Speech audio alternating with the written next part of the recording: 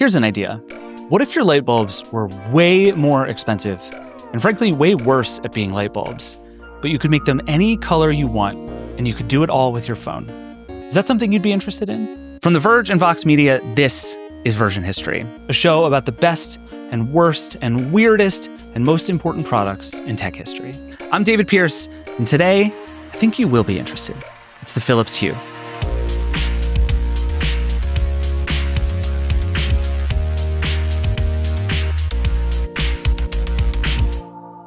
All right, we're back. It's time to talk smart lights, some of which we have right here in the studio. Also with me in the studio, The Verge's Jen Tuohy. Jen, welcome. Doing my Vanna White here. This is very good.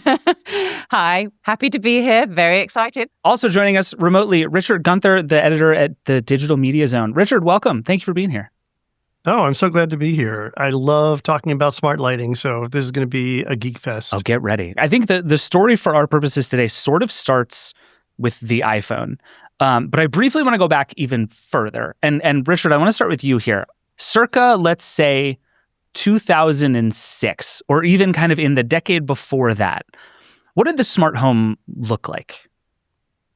Yeah, it was kind of a mess if you were trying to do it as a consumer, because there were a couple different things out there at the time. Z-Wave had just kind of come on to the scene as a mechanism for controlling things. X10 had been out there already for like 20, 30 years and was still limping along at that time. I should say, by the way, when we told people we were doing this episode, I got several emails from people with, I would say, like lightly veiled threats if we didn't mention X10 and its importance in the history of the smart home.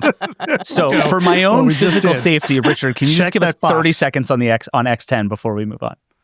Yeah, X10 was an early technology created, I believe, by Tandy and popularized even in stores like Sears and Radio Shack and stuff like that. My grandfather had it in his home where you could basically have a box that controlled a couple different plugs, and those smart plugs, we didn't call them that at the time. We called them modules because that's so user-friendly.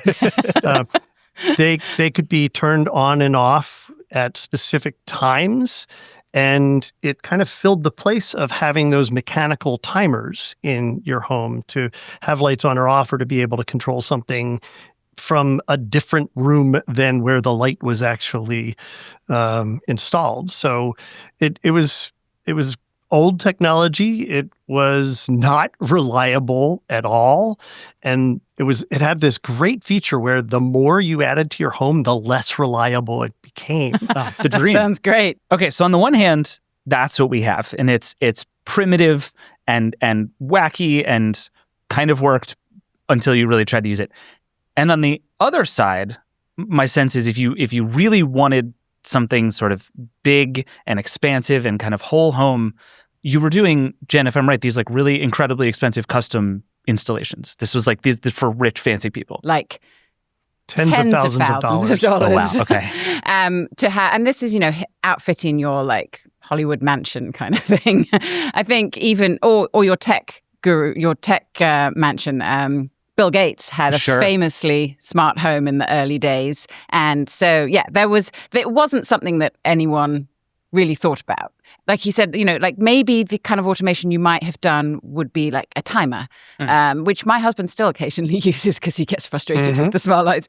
But yeah, there wasn't even the idea that, a light bulb was a light that you turned on and off. People didn't really think about it. It was only if you, had a lot of money to throw around and you were like, what can I spend my money on?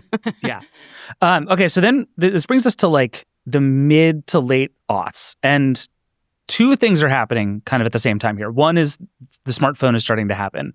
And that actually becomes very important in just a second. But the other one is the one little bit of science we have to do at the beginning here, which is LEDs, which I think until starting to prepare for this, I don't think I understood how big a deal it was when we started to make the switch to LED lights, both in terms of what they did and how they worked and why they were more efficient, but also what they enabled going forward. So, Richard, can you just walk us through this a little bit here and sort of how big a deal it was and why when LED lights first came on the scene?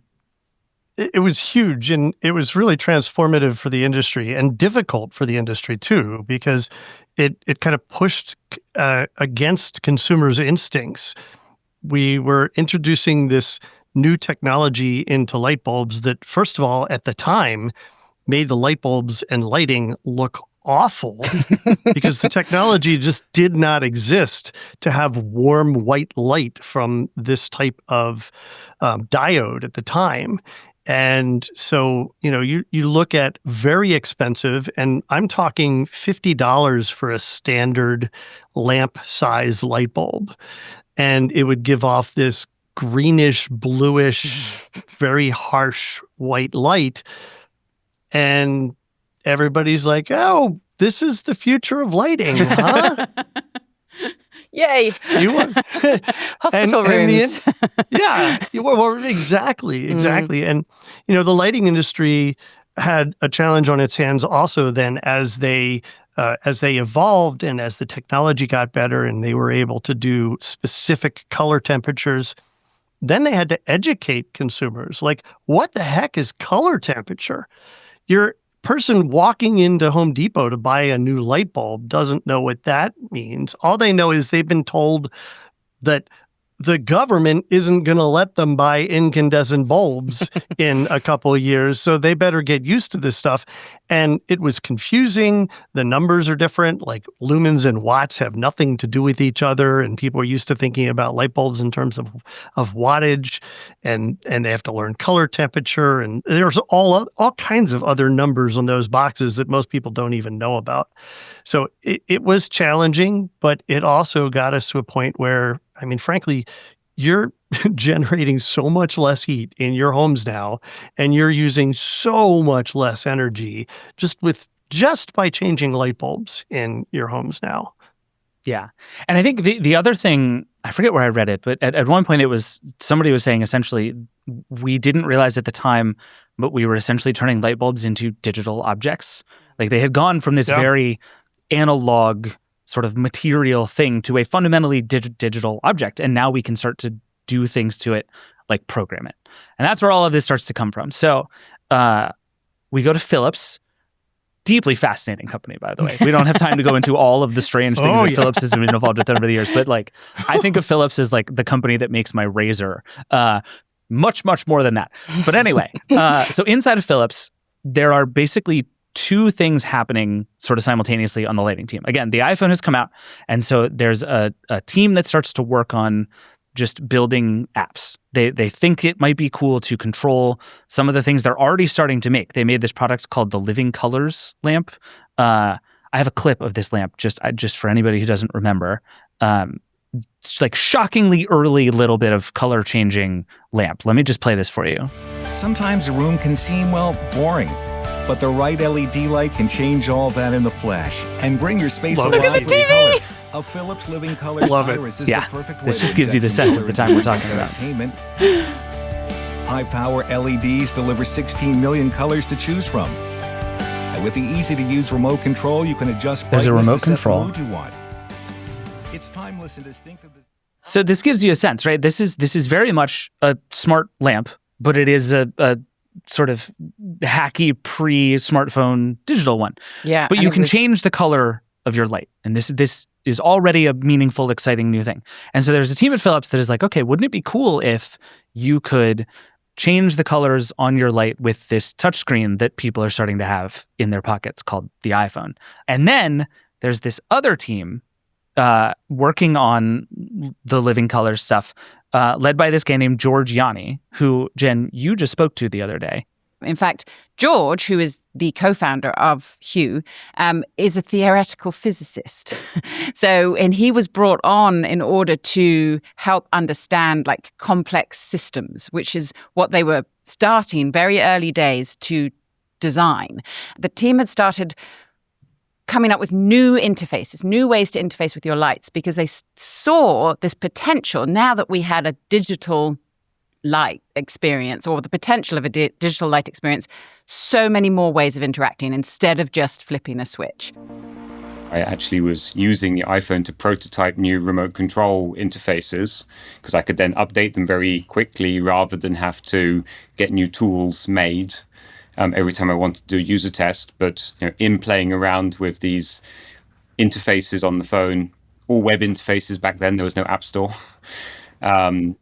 We found actually this is a great way to control our lights because we can make it customizable, right? We can name the lamps we're controlling.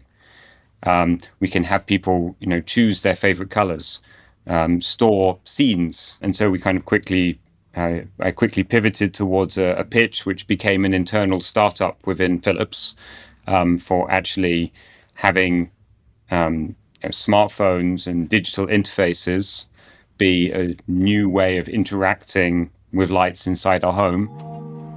And that was kind of the core idea, like how can we develop more ways or better interfaces for lighting? And as they were trying to develop this, they spun out this team to be just focused on this, what was essentially a software project. And then as they started to develop it, they realized this was a really core idea. And if you kept it just in a lamp, you were really limiting its use case because you'd have to buy lots of lamps. Whereas if they could put it into a form factor where you could have it throughout your home, it would have so much more potential. And so then they went back into Philips, into another team, and got this team is like, okay, can we build this? Can we build this light? Can we build a light bulb that can be controlled? And I will pop quiz for you, Richard. What was the protocol that the living color lamps used? Do you know? How far back does your protocol knowledge go? Know. Okay. I have no idea. I'll be honest, I would have found it incredibly alarming if you had known the answer to that question off the top of your head. I think it's for the best. Jen, what was it? So it was the early Zigbee Light Link. They call it Smart Link. And it actually, Philips ended up developing and donating to Zigbee what is today Lightlink. And that is a huge part. I mean, you're familiar with Zigbee Lightlink, right, Richard? I am actually. Yeah, it's funny. I worked with a venture organization that was very interested in Zigbee because of its ability to provide just flexible lighting control without infrastructure. Right. And that was the key thing that they were developing because Zigbee sort of existed at this point, but they didn't want a hub. They didn't want a central controller point. They wanted to be able to have a remote because that's what they were developing. They were developing remotes that could control a light without a central hub, or could control multiple lights, and also that multiple lights could be controlled by multiple remotes. Just because, again, it's all about the interface, all about how we're going to change the way we interact with lighting. And that was the core idea. Okay, I have a question about this actually, and this is going to immediately divert us from the history here. This is a thing I've been thinking a lot about because, like you described, Jen, they started, George Yianni's team in particular, and George becomes kind of the driving force of the whole Hue project. But at the beginning, they were setting out to use the iPhone basically as a way to really quickly prototype interfaces that they were planning to eventually make into hardware remotes. Right. The idea was like instead of having to make new physical prototypes every time we want to try something or move a button, we can just do it on a screen, get a feel, and then only make hardware ones for further along. But then in the course of doing this, they decide, oh, this is actually a software problem.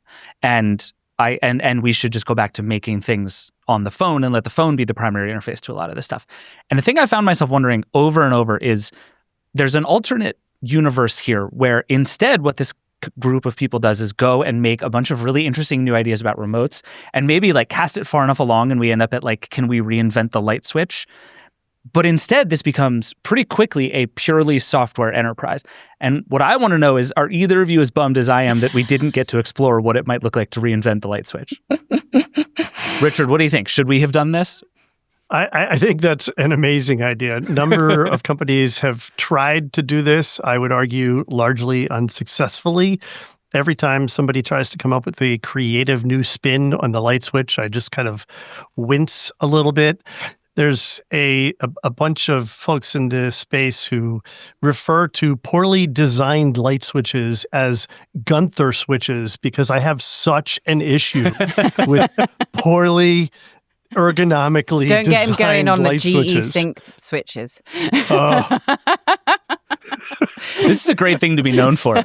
People being mad at their light switches, associating them with you, I think that's what a great naming them legacy after me. Yeah, it's an honor. Yeah, for sure. No, I would have loved that. And I mean, you could argue that Sonos sort of went down that same path, creating their own remotes for their system, but ultimately ended up just reverting back to the phone. Yeah, that's very true. We all did converge back there, right or wrong. That's where we landed. Well, and that was a really interesting part of this history, which I hadn't really realized, I suppose, at the time, because I was only just starting to cover smart home when Hue launched, was that it was the first smart home interface for the iPhone. Like Apple had not even, who knows, Apple maybe had considered, but they hadn't said anything publicly about how this could be used to control devices in your home. And this was kind of like the beginning of the smartphone-based smart home. So you can all blame Hue. I think that's right. And I think for reasons we will get to, I think there's a pretty strong case to be made that Apple, in fact, had not thought about this at all. And I think in general, what's happening at this time is everyone is discovering new things for the smartphone to be for. Right. This idea that I have an always connected, logged in, camera-filled, location-based object in my pocket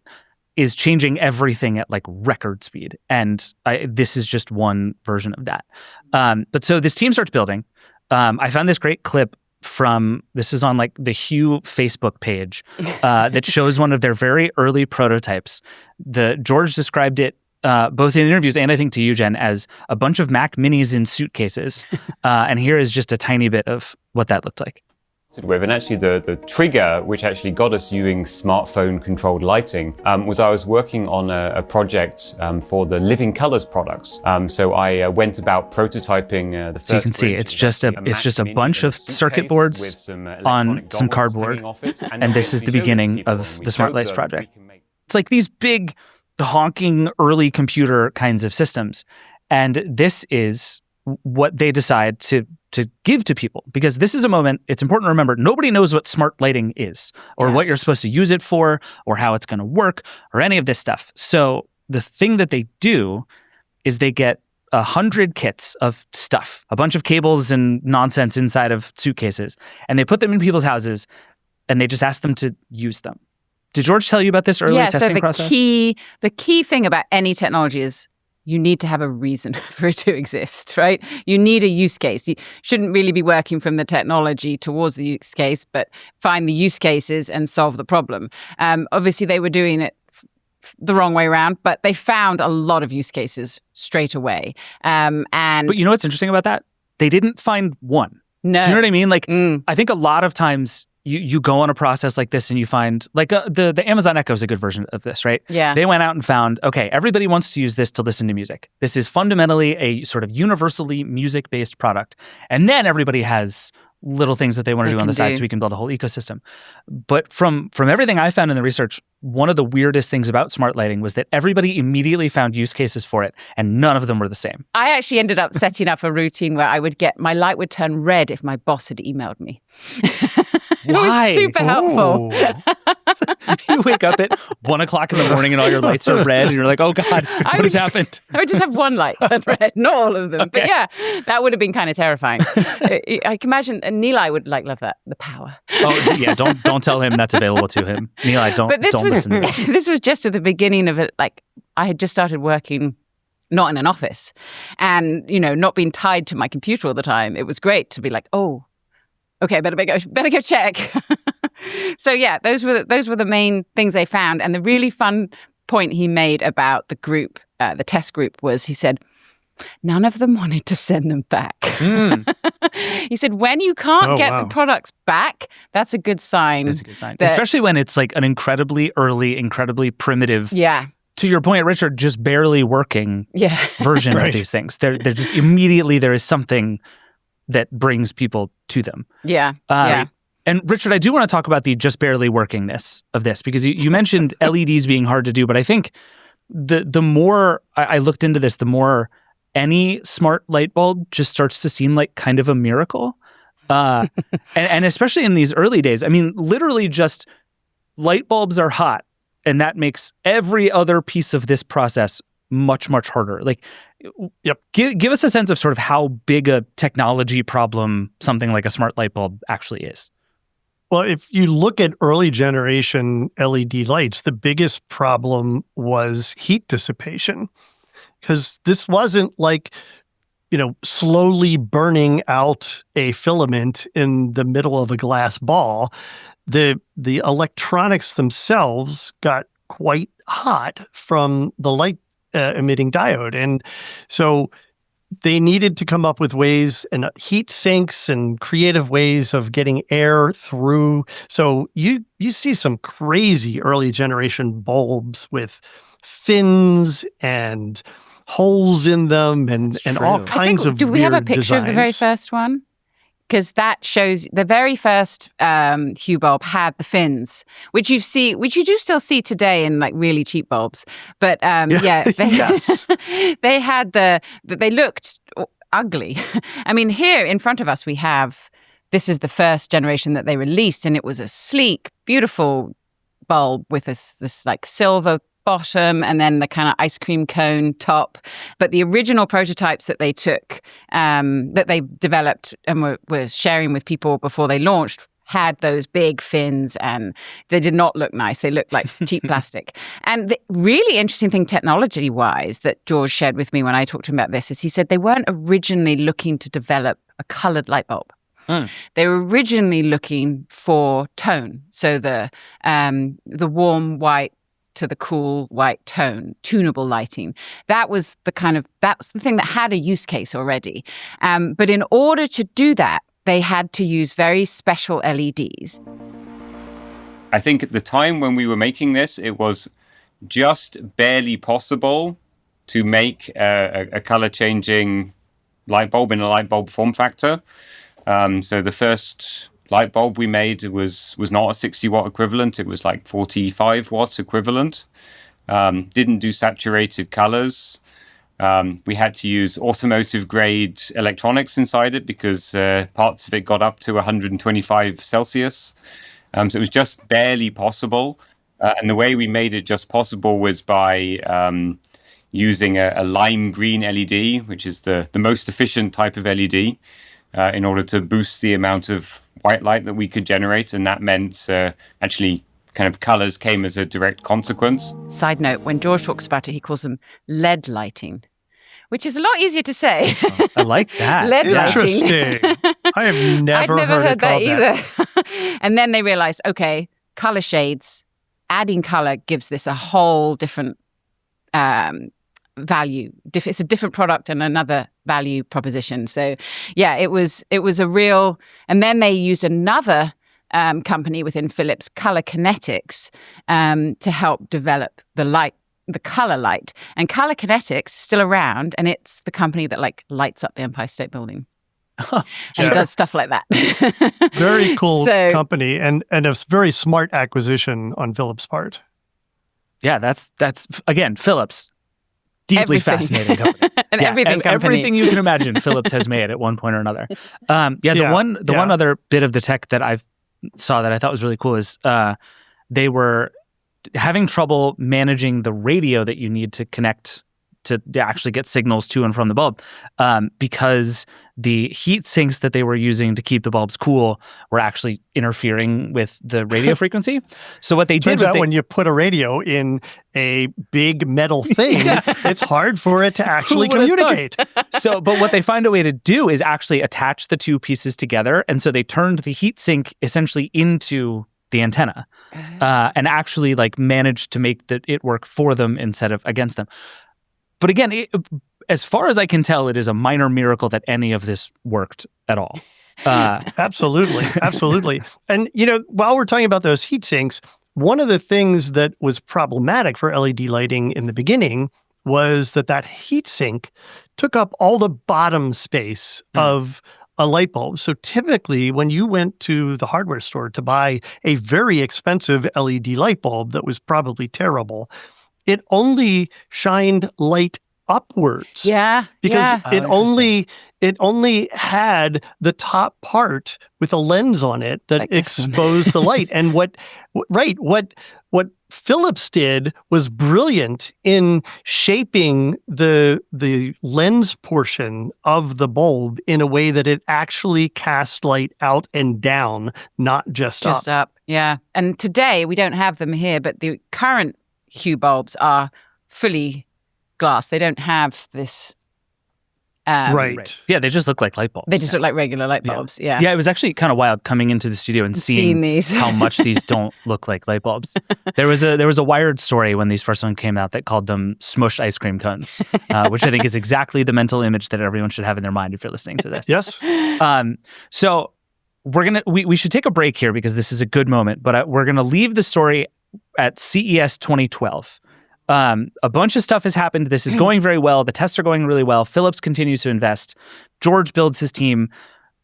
It's one of those things where there's a lot of tech to build and there's a lot going on, but everyone pretty quickly understood the power of this thing. It wasn't like he had to go and fight for his belief. It was like, no, they put this in front of people and everybody immediately was like, oh my gosh, this is amazing. But what they have to figure out how to do now is sell the most expensive light bulbs you can possibly imagine to people. So let's leave it there for a minute. We're going to take a break and then we're going to come right back. All right, we're back. So it's CES 2012. Picture it in your mind. We're in Vegas. Thankfully, I think I was there. I wasn't. I was there. You and me, Absolutely, Richard. I was there. What were you doing? Cast your mind back. 2012, Richard. You are going to laugh at me, but I was probably seeking out companies that were selling light bulbs. This is why you're here, Richard. I told you. This is why. So Philips is there with Hue, trying to figure out what's going on. But again, Philips, big company, up to lots of stuff, has a meeting with the Apple team, the Apple resale team, for what I believe was about other stuff. Speakers, okay. Yeah, high-end speakers. Fidelio, apparently they had a line of speakers. I'm not familiar with them. Okay. But yes, that was what they were pitching to the Apple team, the Apple retail team, to sell these speakers in. Did George tell you who was in that meeting? No. Dang. I did ask. Good, as you should have. And he was probably right not to tell you. No. But anyway, so the Hue team, as far as I can tell, basically sneaks into this meeting and is like, hey, we have a thing we'd like to show you. Yeah. They show this to the Apple team. The Apple team gets very excited. They love the idea that it works on an iPhone. And surprisingly. This was like, they agreed to take it at the Apple store. Because validation from Apple, even at that time, was a big deal, right? Yeah. Like having this company that is sort of the leading innovator in this space be like, that's a neat thing, we'd like to sell that, is a huge endorsement of anything that you're making. Plus, there's a lot of Apple stores and a lot of people in Apple stores. So if you can just be on the walls being like, hey, this thing works with the new iPhone that you're obsessed with. And not a lot of stuff in Right. Apple stores. That's key. Like this really stood out in the Apple store. There wasn't a lot that you could buy like in an Apple store back then. Now there is. Yeah, but true. Yeah, now you can get weird stuff in an Apple store. But so Apple agrees to a 4-month exclusive in Apple stores, which is going to run through basically the whole holiday season the next year. And that's when the Hues come out. They come out in, I believe it was October of 2012. These things start to ship. And they were 6 months late. 6 months late. Yeah. This is this part of the story I found out recently, which is, and it's a key part of the story that I hadn't even really registered. But when you talk about Hue today, you realize this bulb is an original bulb, the one in front of me. I just paired it with the current new Hue Bridge Pro, and it works perfectly, flawlessly. So these are the bridges. This is the first gen, and I think was this the second gen? Yeah. Okay. They're basically it was a round piece of plastic, and then it was a rectangle piece of plastic, and this was the thing that plugged into your router that actually connected the whole network. Yeah, and that's how then the bulbs connected to it over the Zigbee protocol, and you were able to control your lights with your phone. It was the heart of the system. Bring back the round one, Philips. I like it better. But so the reason they had to stop, or the reason they were late, they decided, really importantly, at the last minute, was we need to make these bulbs upgradable. Up until that point, the idea was just the bridge could create new features. And through the app, you could have new features for the bridge. But they decided, okay, we're going to strip out all the features we've tried to cram in here, and we're going to make it upgradable so that we can do it right as we go along, rather So than that they can actually upgrade the bulb and not just the bridge. Because so then that means that your bulb can now. That's why this bulb can work with today's bridge, even though it's 12 years old, right? Because it could be firmware upgradable. So that was a key change, and they said we had to tell Apple, you're going to have to wait a little bit. And once they got that fixed and made it upgradable, then it launched in the Apple stores. Do you remember what it cost? Here's a trivia question for both of you. Richard? I do. Yeah. $199 for 3 bulbs a starter and a kit. bridge. 3 bulbs and a bridge. Yep. I just want to point out the other price of 3 light bulbs. $1? $2? Well, not LED. Not LEDs, right? That's true. Granted, not LEDs. I mean, back then, it would have been, maybe about $20? I found a story of ours from about 2012 that said, somewhere in the range of like $20 to $25 for an LED bulb. Yeah. So for 3, you'd be looking at $75, maybe. So we're at 2.5 times the price of an already incredibly expensive. Well, and also light bulb. this is, as Richard said earlier, this was a point where people were being pushed to buy LEDs instead of CFLs and incandescent, and they didn't like it. Right. They didn't like that they were more expensive. These things, new technology is supposed to get cheaper, not triple in price. Right. Yeah. So those first bulbs, how bad were they? As like purely from a is this a good light perspective? I think I want to get to all the cool stuff it could do, because I think like it is. I should say it is immediately clear that lots of people are willing to sacrifice good light for all the cool stuff it can do. And it can do a lot of cool stuff, and we can get to it. But Richard, they weren't good lights, were they? Well, I mean, they were great as long as you didn't like green or really deep blues. Because those colors were just sickly and awful. No, I mean, I think about the fact that you're sitting there with an original bulb in front of you. I know that to this day, I still have and use some of my original floods that I bought 13 years ago, which is insane. And they still work. I just don't use them for green or blue. No. Fair. And I'm showing some green and blue here if the you're blue watching. it's not pleasant. No. Right. Yeah. Right. There's a bunch of stuff that I think now we take for granted as Hue features missing. Even some of the stuff they had talked about is like, these are clear things we want to do. The geofencing stuff didn't exist yet. Music syncs didn't work yet. You couldn't move it to another bridge yet. So it was all this stuff was coming, and they knew they wanted to do it, but a lot of it didn't work yet. You couldn't even, like, you're here now with the full sort of gamut of colors. Yeah. And you can it's like the dropper on the color wheel that everybody has for everything now. They didn't have that. There's this really funny picture where it's basically you can pick from a bunch of colored pencils. Yes. And that's essentially the color wheel. And you could upload a picture. Well, they had a picture. They had pictures. The first app was atrocious. Yes. It was terrible. In retrospect. It was absolutely terrible.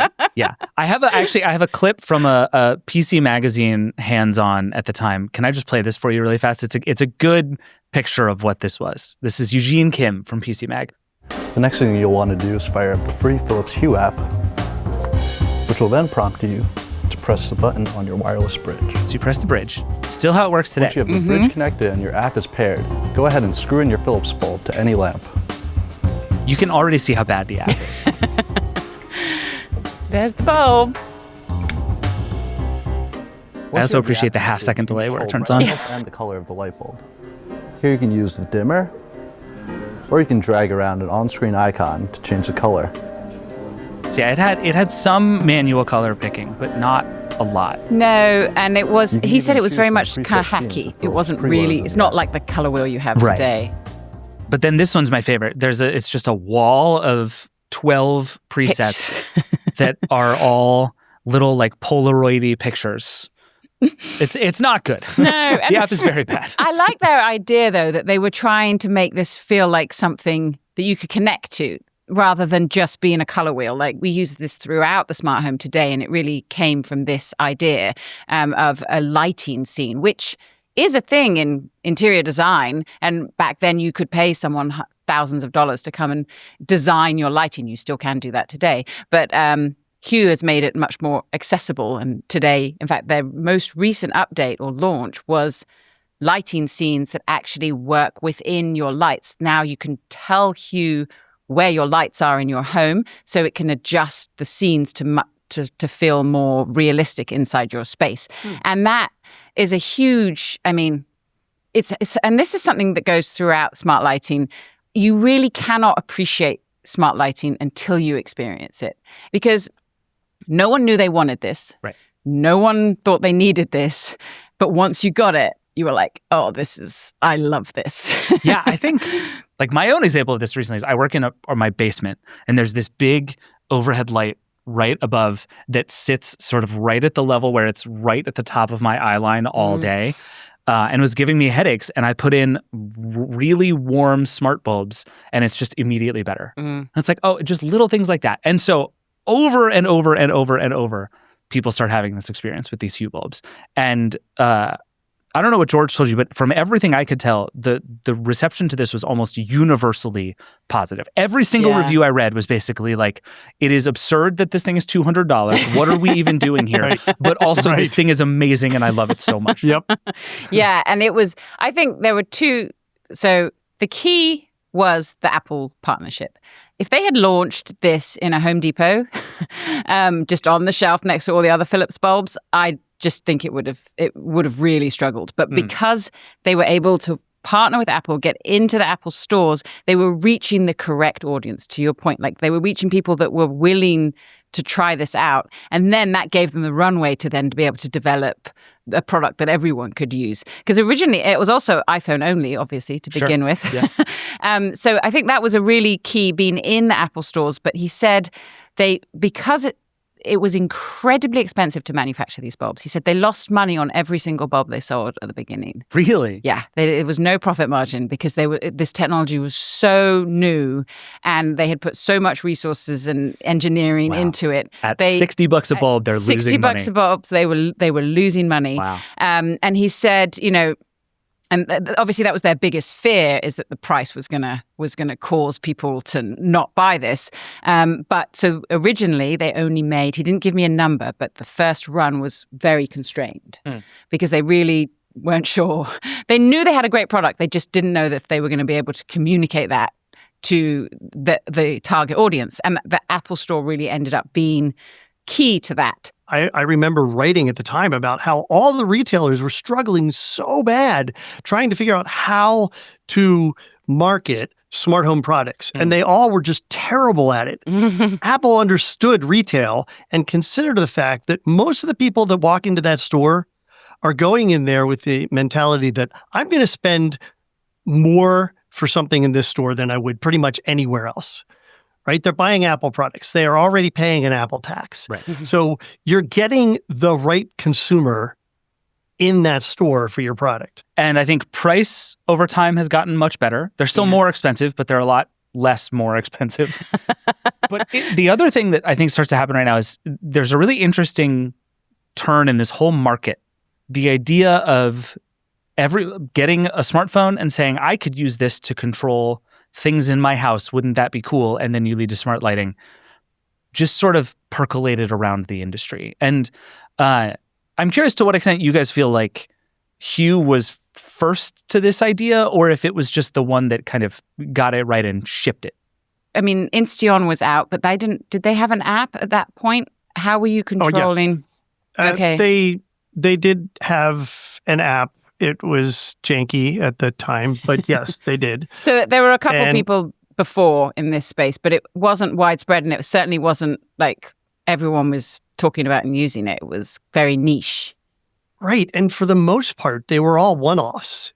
The thing that Philips did so brilliantly was opening it up. Yes. Was making that it was the key. Compatible with everything. They were promiscuously compatible with all of these different ecosystems that were also starting to come up at this time. Because now, as we started seeing a bunch of different smart products, now you had to figure out, well, how are we going to make them work together. I don't have to have a separate app for every single one of them. So Yeah. you started seeing these systems that would either through software alone, like IFTTT or Yonomi, or through a big box of radios coming out with hubs Yeah. like Wink and the first generation smart things. These are all names I have not heard in so long. This is so wild. I mean, Staples Connect. Oh, yeah. Staples was in this game, and arguably they had one of the best solutions out there. Yeah. It was phenomenal.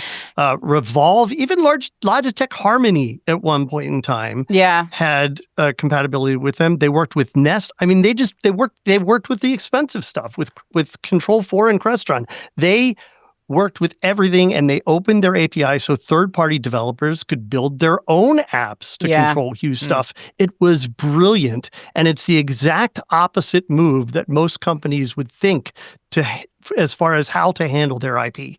And actually that when I was asking George about the first, he said... So I think we were the first internet-connected smart light bulb, right? That was commercially available, right? Also color changing. So I think that's a claim to fame. But I think another thing, if we actually even go beyond lighting, I think we were the first, let's say, internet-connected consumer product that open for anyone to control and use. We had this tagline at the beginning, right? What you do with Hue is up to you. And then the API opened, and the first third-party device app was Hue Disco, which is still around, which turns your lights into party lights, syncs with the music. And within a year, I think there were over 200 different apps that worked with Hue lights that you could go and play and do anything you wanted with. And that ecosystem really did, I think, help drive interest in the product, and is, as you say, Richard, so sort of contrary to everything that came before it, and in some ways to a lot of what's come after it. True. And that really sort of set a tone that, like, this isn't just a proprietary, expensive device. These bulbs, when they came out, were rated for 15,000 hours of use. Yeah. These things are supposed to last a tremendously long time. And if I get 10 years out of a gadget, that's like an incredible, huge victory. If I get 10 years out of a light bulb, that's kind of a bummer. And so I think just Philips made its life really hard in that respect by saying, we're not making a gadget, we're making a light bulb. And I think, to its credit, has done a really good job of continuing to support it all the way along that journey. Like the fact that you can pair the very first bulb with your very modern phone and the newest version of the Hue app is like, there are not a lot of examples of that in the tech industry. And this is a core part, I think, that we haven't discussed of the success of the Philips Hue lighting system. Is it really does 95% of the time just work. I'll give you almost. I'll give you almost. I mean, it's local, solid, reliable. And that's why people continue to recommend them today, even though there are so many competitors. And there are people that are coming up and doing a really good job. And with Matter, interoperability is no longer Hue's big selling point. So it's definitely a changing landscape today. But they created a very good first generation product. They really did develop the platform or develop the market for smart lighting. Agreed. Okay, that is a perfect segue into the version history questions. So let's take a quick break, and then we're going to come back, and we have the 8 questions we ask of every product. We'll be right back. All right, we're back. It's time now for the 8 version history questions, the 8 questions we ask about the legacy of every product. But before we get to that, I should just point out that while we were at break, this light, which Jen just said all those nice things about, stopped working, and now Jen can't get it to connect again because the smart home is cool and great. You had to point that out. I blame the Wi-Fi. I just really admire Jen's optimism and excitement about the smart home and feel the need to pour water on it every once in a while. So let's start with... we call this the time matrix. It is a completely normal concept that everybody understands with no complicated questions. It's and weird. This maps, is this the right idea or the wrong idea? And was it the right time or the wrong time? I will go first on this. I would submit that this was clearly the right idea, but I think you could argue that this was at the wrong time. Like not in terms of like, how can you make lots of money, but in terms of can you make this thing really well? They were pretty clearly just a couple of years too early technologically. But Jen, I suspect you're going to disagree because I think my sense is from talking to George, there's a real sense that like if they didn't do this one, it wasn't like they could have just waited around for a couple of years and the technology would have magically surfaced to make a better one. Yeah. I agree. It's right. It was right idea. I mean, I think we've talked at length about how valuable smart lighting is. And they basically invented, and with the color changing and the hue changing, the temperature changing, they really brought that mainstream. So, and it was the right idea because obviously people loved it when it came. I do think it was the right time because I don't think it would have happened if they had tried to do it later. Because I think the other reason that it was key was that iPhone. Because you suddenly had created a use case for something for a very hot, cool new device that everyone was interested in. So you were really bringing all the pieces and parts together. They just weren't quite there on the technology. And so they kind of had to fudge it a little bit until the technology caught up. So I guess you could maybe skidget a little bit down to wrong time, but just a little bit, because if they could have done the bulb that came out 2 years later initially, then it would be smack dab in right idea, right time, I think. But they had to compromise a little bit to get where they went. What Richard, do you think, you get to break the tie here. What do you think? I'm all in. I'm right product, right time, right place. I think that first mover advantage, particularly with regard to where the smart home was at the time when we started seeing all of these hubs pop up and all of these other ecosystems that people were playing with, they were there at the right time to be the brand of choice for light bulbs. And again, make fun of me if you must. I used to attend an annual lighting conference called Light Fair. And the number like a Ren of fair, but for lights. but for lights.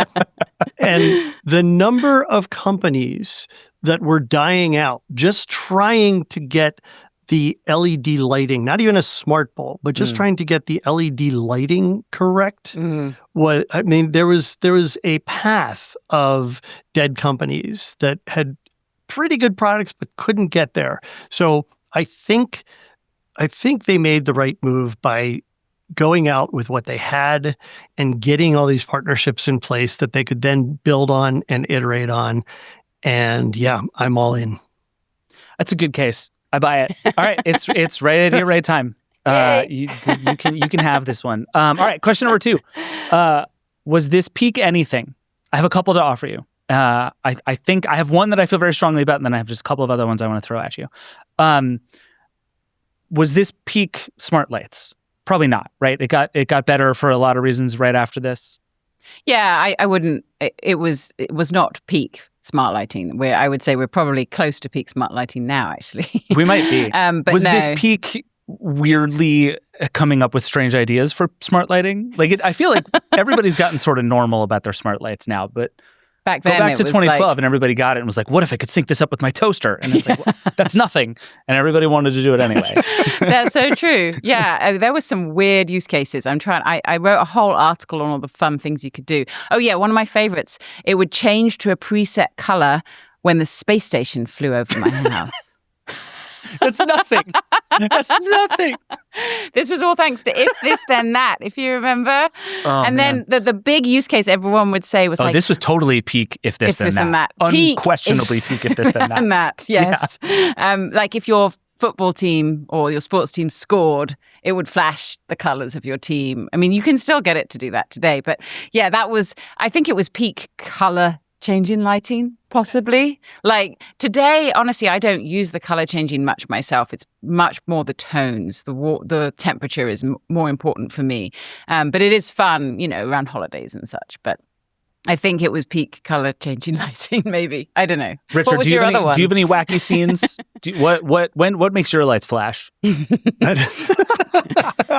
I don't have any wacky scenes, actually, except I like using them for fun stuff at Halloween and stuff like that. There's some really great apps that allow you to play scary effects that sync with lights to make it look like a, dungeon lighting or things like that. So that can be kind of fun. Yeah, that's pretty good. No, for me, I mean, it's always been about the ambiance for me. And, we didn't even get to talk about the product that Jen talked me into buying, which was the Hue Sync, which allows the Hue Sync box, which will synchronize what's going on with your TV, with the room. Right. I mean, entertainment stuff like syncing. that. Yeah. Like, I kind of feel like they've done better than anybody else in terms of creating experiences with light. So maybe peak lighting experience. Oh, I like that. What I do think they have in terms of peakness is peak integration. I don't think anybody has done it as well as they have.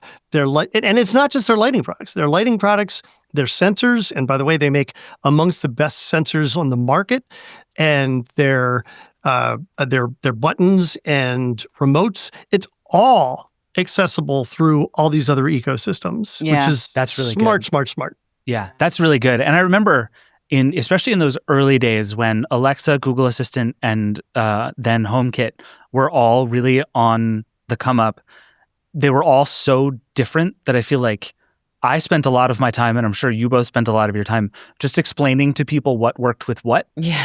And having Hue just be a yes was such an unbelievable victory that it was like, I actually don't have to ask about all the other things in your house. These bulbs will work. They will work. Yes, they're expensive. They will work. Yeah. And that was so meaningful and in many ways still is so meaningful. I think that's a good one. The only other one I had was this peak smartphone excitement, which I think like there's a real moment in 2012 that's kind of happening anyway. This is like Instagram is starting to come up. Social media has not turned on us yet in any sort of meaningful cultural way. But I think just thinking back to all of these demos and the idea that I could take out my phone and control my lights was so futuristic and mind-blowing to so many people. That part of me is like, there's a moment in that is like my smartphone is now not just a digital device, it is my conduit to the universe. And it's like, there's something so powerful about that I remember experiencing for the first time. And like, I almost want the Hue lights to be peak smartphone. It feels like a reach. Now, I like it. We had the iPad just came out, right? 2010. So yeah, It was like, but this was right when people were starting to actually buy them. So, I mean, I would argue it was peak iPad.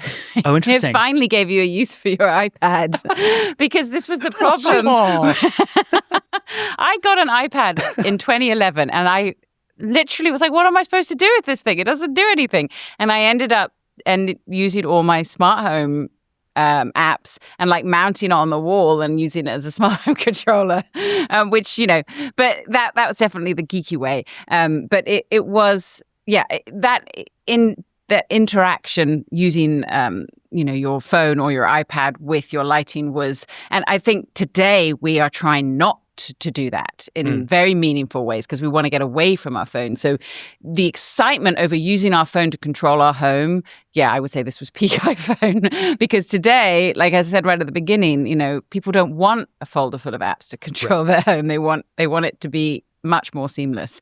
So there was like a 2-year run where it was super cool to do, and then everybody was like, "Oh, it's actually kind of annoying. I don't like this. Yeah. My phone's over there." All right, let's move on. So question number 3. I struggled with this one. I'm curious if you guys have anything.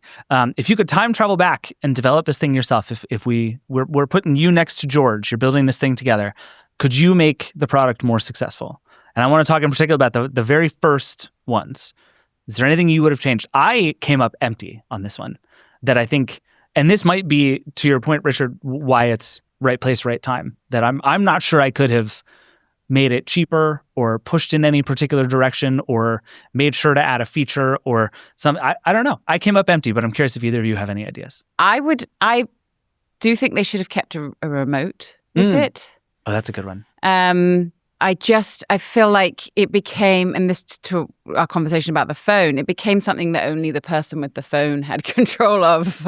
In a home, I had young children at the time, and and the original idea had been to create a physical remote for products. So I don't think it would have hurt to have kept the remote in there. I don't think that would have made it more successful, though. I think it just would have helped with that one flaw. Richard, what about you? Any ideas? Yeah, two things. I agree completely with the remote idea. Personally, I don't really like most of the remote or controller options they've come out with. The first one, the tap, which I really prefer to call the press really hard, because it's kinetically powered, so you really have to press on it to generate the power to send the signal. But it's all of them are a different thing than people are used to seeing to control lights. And I think one of the things that, let's say Lutron as an example, has done extremely well with their Pico remotes is coming out with something that looks roughly like, and now exactly like, a wall switch itself, and in fact operates like a wall switch. And if they had done something like that in a remote form factor, they eventually came out with a similar type of wireless remote that sort of looks like a wall switch, but conveniently, and I say that ironically or sarcastically rather, doesn't actually fit in the same space that a paddle would be. You have to have it like attached like in the wall next to it on a separate plate. And I just don't think they have that physical control thing down well even yet. Yeah. That's something that they've struggled with for sure. Yeah. And then the second thing would be the app. As an experienced guy, I would have had a lot to say about that first app before it went out. And I would have loved a sit down or a consultation with the product manager on that to get a better understanding of where they were going. I really think that first app missed the mark. So when you say for peak iPhone, I don't think of it that way because I just looked at it and I'm like, oh, this is terrible. But you can control your lights, Richard. Yeah. And then in a couple of years, I'll have 5 more apps to control other lights. And then what? Yeah, that's the dream. And now we've spent a decade trying to figure out what to do about that fact. Yep. Yeah, so maybe it's all Hue's fault. All right, number 4. I think we can actually kind of breeze past these next two because the thing is still up and going. But I'm curious, will the youth ever make it cool again is question number 4. And actually, Jen, I want to spin this question to you in particular. Do the kids love smart lights? What do the teens think of smart lights these days? I think you don't really think about smart lights until you have a home. Sure. So I don't think the youth are really interested in smart lighting. I think they are interested in the RGB dynamic lighting, like color changing lighting. Sure. I mean, my son came home one day with little LEDs that he could put inside his car and control with a remote so that his truck was like flashing. That's fun. But I think the youth aren't going to really be interested in this until they buy their own homes or move into their own homes. I mean, these lights are now an absolute staple of the creator economy, right? Like every YouTuber, lights. every creator, every TikToker, they're all running around. But none of them with are using lights. Hue lights, though. I would guarantee. That's fair. But yes, the RGB lighting in your kind of YouTube video setup with, and that's Nanoleaf really cornered that market. Mm-hmm. So I think RGB color changing lighting, the youth has made cool and loves. But smart lighting, the way it works integrally in our home, they'll love it when they're older. Yeah. Your kids aren't asking for Hue bulbs for Christmas this year? No. No. It's gonna be interesting when my son moves into college and has to start using light switches, though. I'm quite intrigued to see how that light switches. Okay, so when you turn 18, it's like, okay, you're gonna figure out what beer tastes like. You're gonna have to figure out how to get home, and you're gonna have to learn how to use light switches. And you can vote. Yeah. And do your own laundry. Yeah, that one I'm most worried about. Richard, what do you think? Yeah, I agree that it's probably I do think the young generation has fully embraced color lighting and color changing lighting. I don't know that it's Philips though. I think you're right. They're going to go for something cheaper and more accessible. But I struggled with this when I was prepping because I do feel like at the time, there really wasn't a kid's room without some sort of color bulb in it. And if you think about it, the primary purpose or audience for color bulbs at the hardware store back in the incandescent days was either kids or college rooms or the holidays. And that was it. They were novelties. So as a novelty, I think they still are very cool for younger people. Whether the younger people are going to make Philips the name, I doubt that. Yeah, that's fair. That's a Too good call. expensive. Yeah, agreed. And then last one before we get to the Hall of Fame questions. What feature of this one, and for this one, we'll talk about the first Hue bulb, should every current version have? I again came up empty on this one because I think it is a remarkable achievement of Philips that every single thing about the new bulbs is better than the old bulbs. But maybe I'm missing something. Did either of you have any ideas for this one? No, I mean, there's nothing, as you say, all the new bulbs have the current features. There's nothing missing. I kind of miss the shape. You like the ice cream cone? Yeah, I mean, see, like you were saying, coming in and seeing them, I was like, oh. As like naked bulbs go, it kind of has a way about it. It had a look, Yeah. yeah. Whereas the current ones look just They're just like light bulbs. regular light bulbs, Yeah. which are fine, but they had a touch of style, which is sort of fallen by the wayside a little. Yeah. And they did, considering I saw early prototype pictures how ugly it looked. They did a really good job making something. I mean, you wouldn't look at this and think this was a piece of tech from 2012. Like it looks like a modern piece of technology, but I'm not. I don't want all my bulbs today to look like that. I just liked that. I just wish it's cool that they had this interesting design. But no, I think that's the beauty of Hue is, they made all their bulbs upgradable. Everything's backwards compatible. So yeah, they sort of talked their way out of this question. Richard, I'm assuming your answer is the app. You'd like to have the app back. You want that back? Absolutely. Missed it terribly.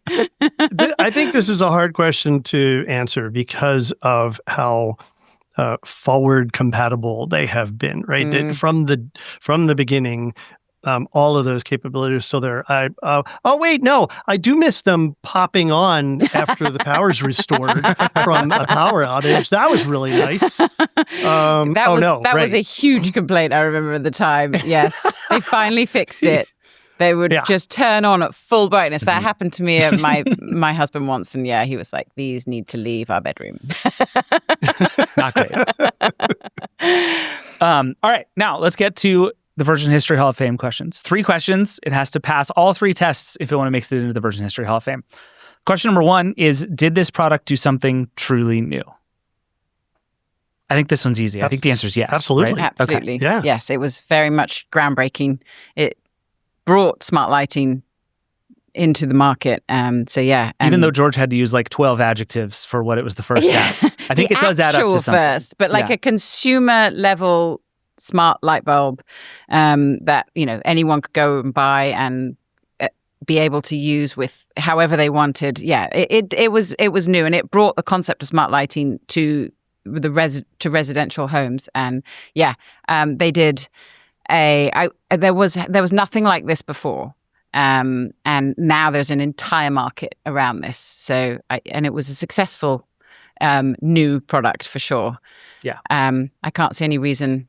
About Richard, more about the history of smart lighting, but in that space it was the color changing that was specifically new, but every other part of the package that they pulled together created a whole new sort of category in this space. Absolutely. You mentioned a DJ that had hacked this before. That was really kind of the only space, the entertainment space and stuff like that. And that's where you saw color changing capability. And even that was kind of immature at the time. Yeah. I think this one's an easy one. I agree. Question number 2. This one I think is trickier. Was it either remarkably good or remarkably bad? You can make it into the Hall of Fame by being remarkably bad, but you have to be remarkably bad. Richard, I'm curious your thoughts on this. Where does Hue fall on that spectrum for you? I think it was good. I don't think it was remarkably good. I don't think the things that were bad about it make it remarkably bad. I think if this were a 1 to 5 scale, it would be a 4 for me. I think that's kind of where I land too. It is it is a couple of those features away from being even the thing that Philips knew it was supposed to be, right? Yeah. Like they knew this thing was not done and feature complete and everything it could possibly be when they shipped it. They just knew they needed to ship it. Yeah. Do you want to? I feel the sadness in it failing this test. I feel like the smart light bulb, the first smart color changing light bulb, should be in the Hall of Fame. First smart internet connected color changing. Well, smart is Color internet changing. connected. LED Consumer based. available. I think it was remarkably good in one way, if that counts. Not maybe in its core purpose, but in its creation, like its upgradability and its interoperability. Like the fact that they did not create a locked down ecosystem in this space was remarkable and great, because like they created an entire ecosystem around their product that they didn't control and they didn't want to control. They were happy to let, 200 apps spring up. People, some of them were quite expensive. You had to pay like $5 if you wanted to use the Hue Disco app. But that was remarkable for its moment. But as a core lighting product, I agree with Richard. And as to your point that they made the best thing they could at the time, but it wasn't the best it could have been. Well, at the time, it wasn't the best it could be. Right. Exactly. Ultimately. I wish we didn't have to think day one, right? I know. Because this is how he ultimately gets you. evolved. Right. It ultimately evolved to be the gold standard of color lighting. Yeah. Yeah. No, I think that's right. But I think this is where it gets tricky, because we're not like, if this were sort of the whole course of Hue, I think clearly remarkably good. Yeah. But the sort of first iteration of it, I think just barely misses the test. Yeah. I'm very sorry. And so this brings us to our last question, which is, did it change history? Was this thing capital I important? Is there a world before it and a world after it? And I actually think it passes this test. I think Yes. you look at the smart home, even at large, but especially in smart lighting, there is before Hue and there is after Hue. Yeah. Completely. Yeah. In every category of the smart home too. It's not because it wasn't just about lighting. It was about how it connected to everything else in your home. Like you could unlock your smart lock and your lights would turn on. You could adjust your thermostat and your lights would dim. Like it created it along with the original Nest thermostat created the current app connected smart home that we are in today. And yeah, I totally agree. There's before Hue and after Hue, and after Hue was better. Agree. Richard, agree, disagree? What are your thoughts? 100% agree. Okay. Yeah, I think the Hue bulb is not going to make it into the Verge History Hall of Fame, but it's going to like hold a press conference about how mad it is, and there are a lot of people who are going to agree. All right, we are done here. Thank you both so much. This has been incredibly fun. We're going to figure out how to get all these lights connected again. It's going to be a great time. Richard, thank you so much for joining us. It's been a pleasure. This has been so much fun. Absolutely. Jen, thank you as always. Thank you. Thank you to all of you for watching and listening. And reminder that the best thing you can do to get all of this is to read and listen to Richard, read The Verge, listen to all of our podcasts, subscribe to The Verge, theverge.com/subscribe. It's what enables us to do all of this stuff. Thank you so much. We'll see you next time.